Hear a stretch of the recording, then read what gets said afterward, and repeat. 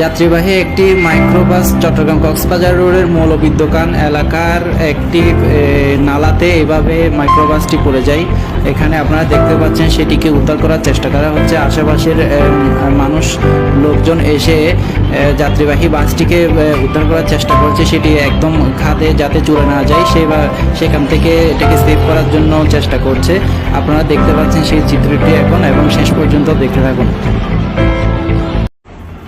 যাত্রীবাহী একটি মাইক্রোবাস চট্টগ্রাম কক্সবাজার রোডের মৌলভিদ্যকান এলাকার একটি নালাতে এভাবে মাইক্রোবাসটি পড়ে যায়। এখানে আপনারা দেখতে পাচ্ছেন সেটিকে উদ্ধার করার চেষ্টা করা হচ্ছে। আশেপাশের মানুষ লোকজন এসে যাত্রীবাহী বাসটিকে উদ্ধার করার চেষ্টা করছে, সেটি একদম খাদে যাতে চলে না যায় সেখান থেকে এটাকে সেভ করার জন্য চেষ্টা করছে।